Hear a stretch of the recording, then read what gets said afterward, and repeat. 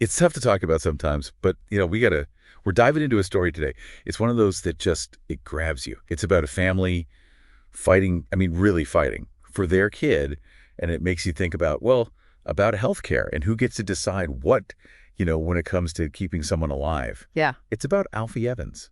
You ever hear about him? Yeah, I know the case. It was all over, international news and everything. Little guy in Britain, right? Yeah. Had some kind of like a really rare thing, neurological, just tragic. It really is. And the parents, they just wanted to keep trying anything, hoping for a miracle. But the doctors, they were saying there's no coming back from this, and they wanted to stop the life support. And that's where things get complicated. See, in the UK, Alfie, he was getting his care through the National Health Service, the NHS. It's like government funded, right? So the doctors, they went to court, actually, saying it wasn't, best for Alfie to keep him on the machines, even though his parents wanted to. And the court, they agreed with the doctors. They did. They said it was about the best interest principle. It's this thing. It's supposed to make sure kids are protected, that their well-being comes first. But it's tough, because who decides what's best? It's also, gray. Like, there's no easy answers. Right. Like, in the U.S., it might have gone different. Who knows?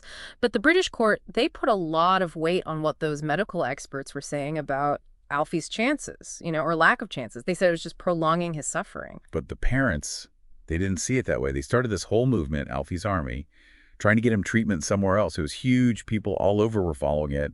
Even Italy, they gave Alfie citizenship, hoping to get him to a hospital there. Really? Wow. Yeah.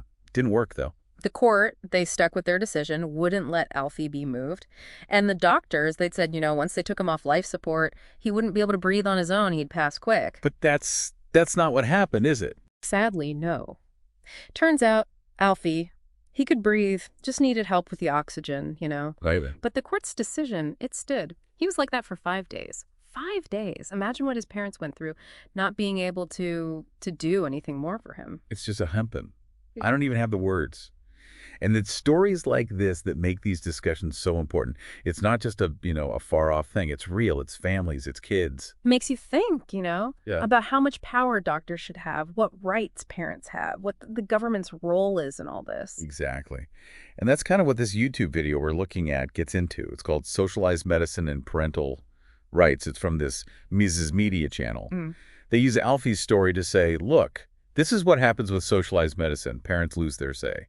Interesting. It's just socialized medicine, it's thrown around a lot, like there are tons of ways governments can be involved in healthcare. It's not all the same. Yeah. The video, though, it defines it pretty specifically. Like the government owns and runs everything. The hospitals employs all the doctors, that kind of thing. Right. So their point is, when the government's in charge like that, situations like Alfie's, they become more likely.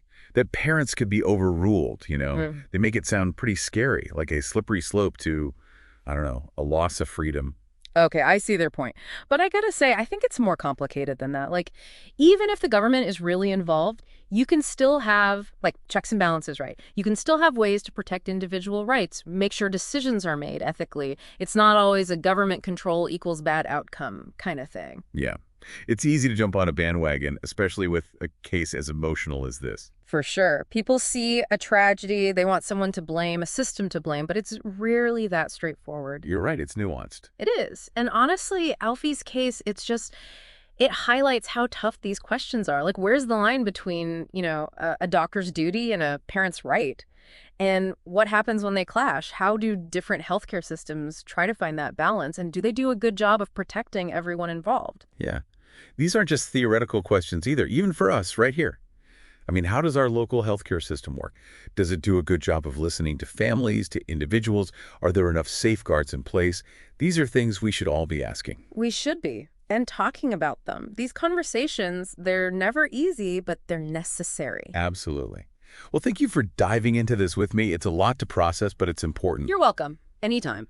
And to everyone listening, thanks for being here with us for this deep dive. We hope this gets you thinking, maybe even get some conversations going. And if you like what we're doing, you can always support us over at thinkandactlocally.com/donate. We've got the link in the show notes.